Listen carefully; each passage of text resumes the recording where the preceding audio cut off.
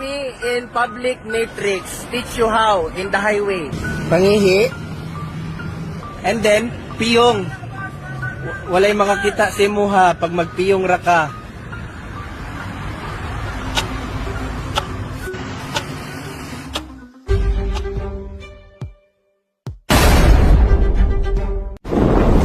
And for that, I am deeply sorry to Pastor Apollo Kibuloy, to the members of KOJC team, and all the people who I offended. Okay, iyon ay si Chris Bryant o kilalang brother sa kaniyang vlog. Anak siya ng abogado, Attorney Migs.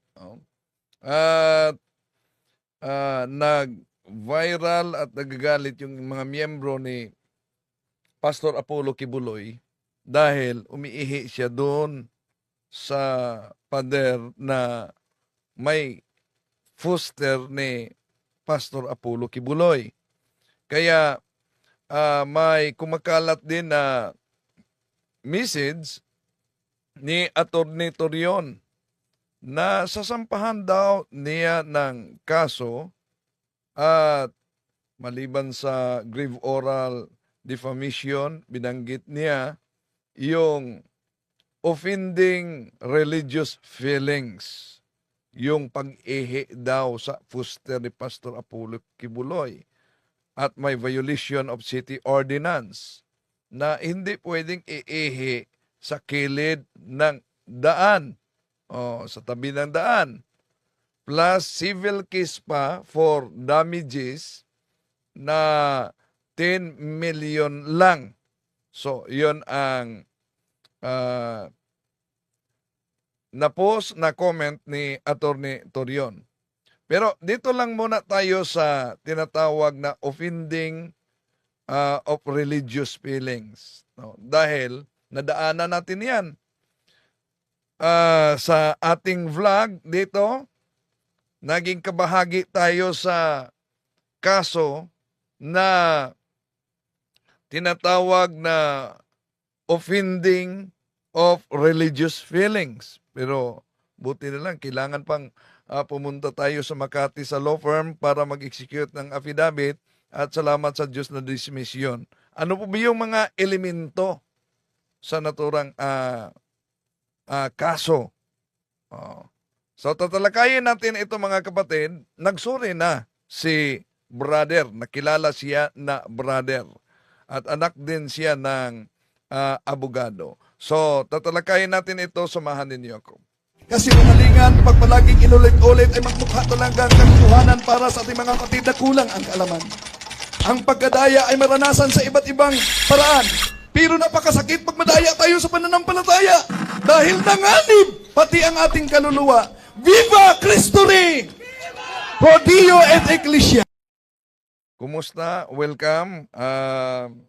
Ito muna na daan sa ating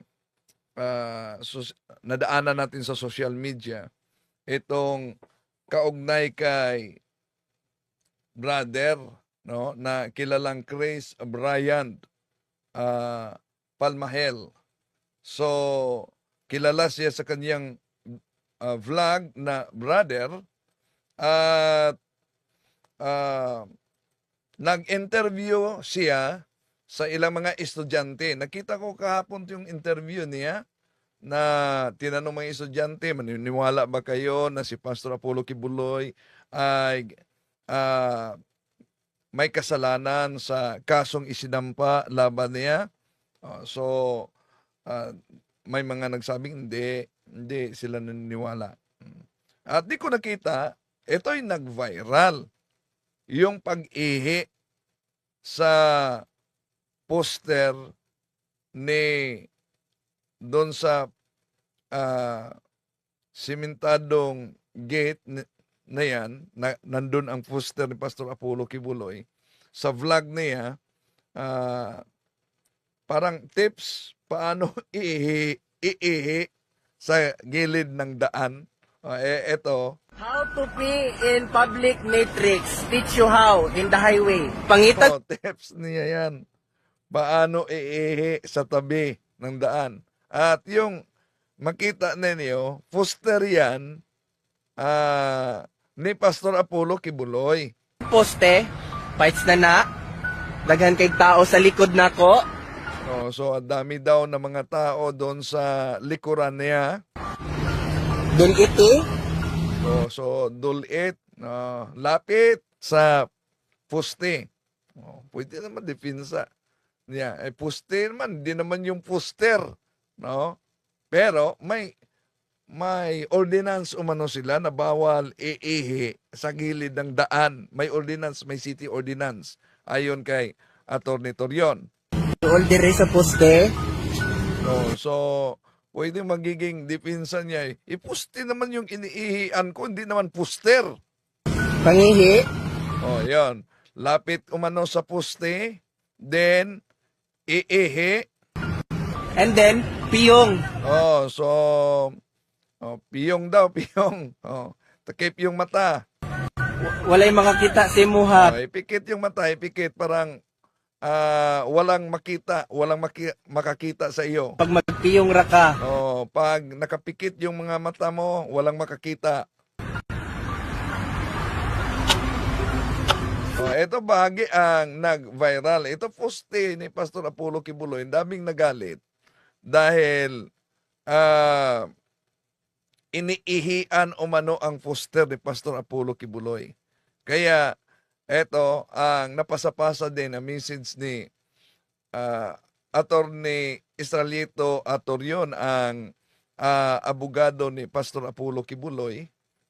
Sa sagot niya kay Gerald Padaw, na sabi niya, sampulan kog yun ning kay dili ni maayong sumbanan sa mga batanon. Sa sampulan talaga niya umano dahil hindi mabuting gabayan sa mga kabataan. Para musikat lang, dautan o yaga-yagaan ang uban. Para lang sumikat umano, yon. Sabi pa dito, sandali ating, okay, yun na. So, sabi dito, taas kayo ang pasensya ni Pastor Apollo Kibuloy. Pero ako mismo ang makiusap sa kanya na sampahan ng criminal cases for grave oral defamation, offending religious feelings, kadtong pag-ihi niya sa poster ni Pastor, violation of city ordinance, ihi sa wall, kilid sa dalan, plus civil case for damages bisag 10 million lang. Yun. How to pee in public matrix. Teach you how in the highway. Pangitag poste, fights na, daghan kay tao sa likod nako. So, pwede niyang magamit na para makalusot. Hindi naman poster ang inihian ko. Poste. Pero may city ordinance sila, bawal iihi sa gilid ng daan. Pwedeng doon siya matatamaan. Kaya, nagsorry si brother. Ito ang inilabas niyang video.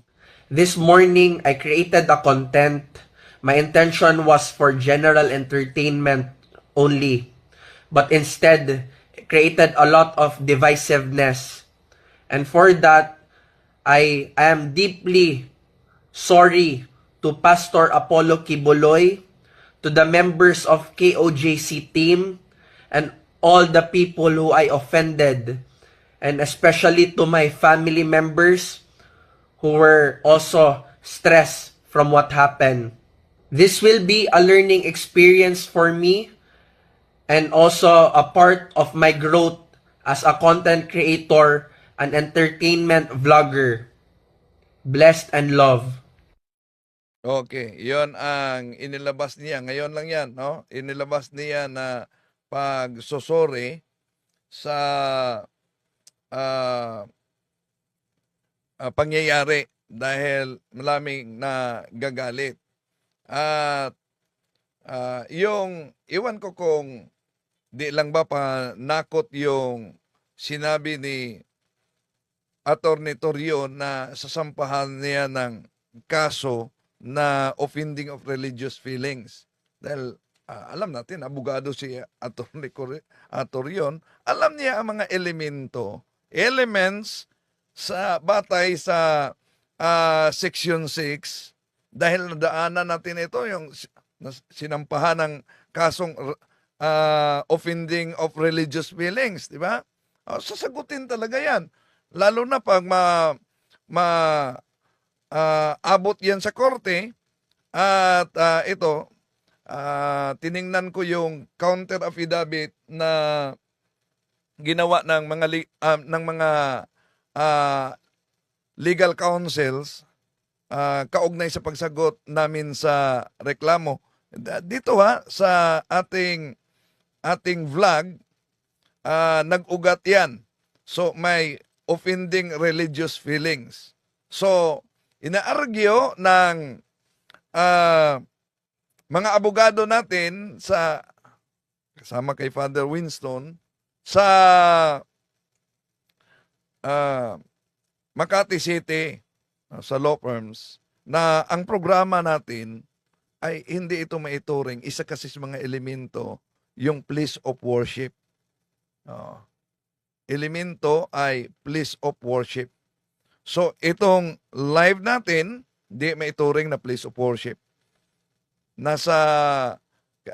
Isa yan sa mga elemento sa Acta Republica 10.17.5 sa Article 133 sa Revised Penal Code. Place in worship. At ginabit pa ng mga abogado natin yung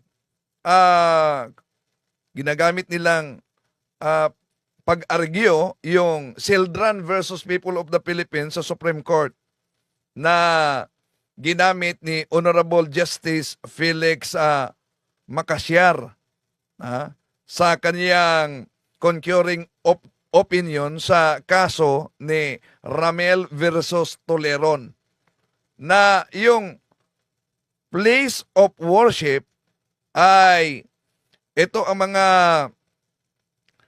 kailangan para makilalang place of worship o na batay ito sa Supreme Court na ginamit ni Honorable Justice Felix Macasyar sa kanyang concurring opinion. Una, services in the Methodist Episcopal Church inside the private house.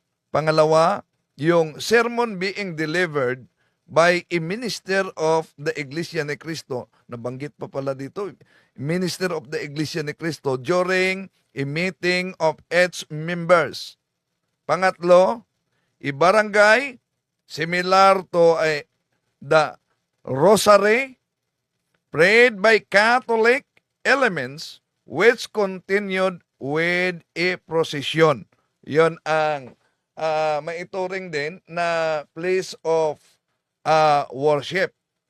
At ayon din umano sa jurisprudence, batay sa mga abogado, yung religious ceremony din, dapat religious ceremony, ay batay sa jurisprudence, an organized gathering of members of the particular religion or belief to perform predetermined religious acts sanctioned by the religion's authority. Yan ang so salamat na ang naturang na kaso na basura din yon, pero porresyo. At hindi lang yan ang binanggit kasi ni Attorney Torion, meron pang grave oral defamation. Siguro yung may may isa kasing napakita diyon, yung estudyanteng Bombay na may binanggit siya. At di ko na lang banggitin din dito kung ano yung binanggit nila dahil sa seminar namin noon sa Kapisanan ng mga Broadcasters ng Pilipinas, KBP. Kung halimbawa, na-assign ako noon matagal sa police blotter kasi sa police reporter. Yung mga nakablatter na pinahiya sa public ang nagpablatter, bawal yan basahin sa reporter dahil pati reporter pwedeng sampahan ng kaso. Dahil pinablatter niya na pinahiya siya pagkatapos nabasa pa, yun. Pwedeng ang reporter masampahan ng kaso. So, kaugnay diyan, eto, kanina lang nagsorry na si Chris Bryan o kilalang brother sa naturang viral na pag-ihi niya sa poste na sabi ng karamihan poster ni Pastor Apollo Kibuloy. This morning, I created a content. My intention was for general entertainment only, but instead created a lot of divisiveness. And for that, I am deeply sorry to Pastor Apollo Kibuloy, to the members of KOJC team, and all the people who I offended, and especially to my family members who were also stressed from what happened. This will be a learning experience for me and also a part of my growth as a content creator and entertainment vlogger. Blessed and love. Okay. Matapos nagsorry si Chris Bryan o brother, itutuloy pa ba ni Atty. Torion ang pagsambang kaso? Abangan ang susunod. Maraming salamat po. Hanggang sa muli. To make his message known is our responsibility. So here we are to pledge our lives to the